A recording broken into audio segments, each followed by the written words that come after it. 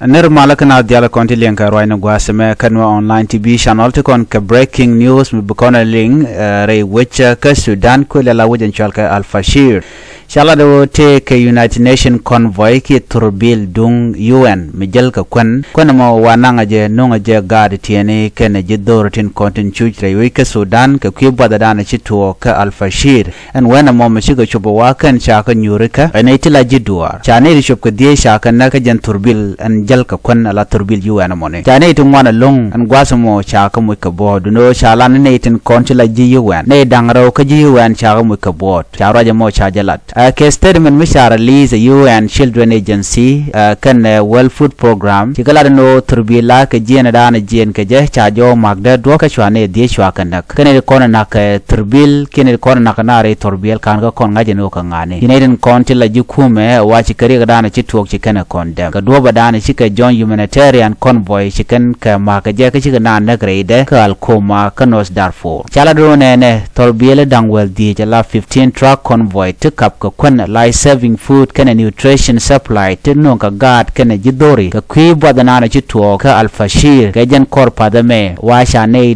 tato chala shu kap chung re torbil ka shu kan ka shu dwaj ma kana kan ka wa kur chito ketene ka pai re gwadamo wan misha 100,000 chaka jaka ja put re which Al Fashir wa Caribbean ka gad wa ken shush kana long wa taken ka severe malnutrition and starvation wa ken telekon misham kana shikan wet ku bwa kana telekon wa shush kana long ko gor kan lok ando brande kula lok je cha lawonang na turbil ndanan ka kon mentiji wan teten alaji humanitarian convoy tin contin wa wajel kan ka do ando bo mo wa cha ka ja ko de kan wo ka je ko de kan konde kan kulnang kanetin kon tin chuch under international humanitarian law chala do 8 convoy ke alla turbilen konde la kon ke lok la ja tupka wade ka gang charo jamo chaja la da kenre wika Sudan o de jela slet antama chatoga no kana no dong de ka kam free passage and 18 konti la jidwa kene de konti la kume wajen do badanan togre ga mokaje akani chilo da jabda long ka queen dang de tin konne chanak ne ko ne annak ne 18 kontin la lat kala da toba ka ji Sudan ajen do badan nakake la ne kon la let ke UN la jagwi keno dong tele mo de to karan ko balar no bukum jalar no ba jigang la UN la kana gang balanta mala kana la welin kana na re torbele mi chaje jaga jaran ko jamo ba jinna a changchi de tenba mungai ke jen go chagate ke mark ke go dongo jiran duro mo ba ishuna na me toga kanos Darfur ngai kona gwa en go kore which ka Sudan bechelong ka jomo shalat gwa same wa UN agencies did not say who was responsible. The South Sudanese government and the paramilitary rapid support was traded accusation Tuesday over the attack on the 8 convoy wa kume UN agencies kene kon la lat and gwaza mone teram chikana gwain kan ka gwain kan ji kume dung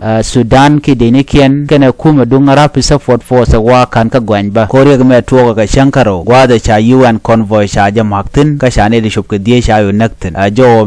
mo shalat ken ka do badana shire mo cha to ka je wa gwaza dane nan ka kona wa chinaro ke Sudan Agency for Relief and Humanitarian Operation dundo mishu to da dobo kwai keje wani din konbete lwakane to wa ke RSF ke rapid support force kene content jogana no biya jal ka dobo gwame ke jena ka dobo jen ka dabba wa Al Fashir jen gwada danan kap ke turbila mo chongtin ka chugane die chukane yo nakten jo mo chalat jen ta danan ci shiang ke beke jehre wichin winami jo me gor jen odi yana linka ta danan shane di shudi ana yehre wich ka Sudan ngode Sudan tere kor karo na kap chong bare ngaje gwanu ne na Port Sudan jen gwaza dana la liye la je ya tekete antama ti dial shaka gekchen liye chelet ko kor ngode dide shang men sha RSF ki rapid support force shaka juchre wich ka Sudan ko cha ju ka tum ka cha ju ki wit ko ken ngode kan teken gane tu shunga ka kel kene de kon shal ka RSF jo me de yana ling ka ta dana chire ka mo to ga je ya ta kamal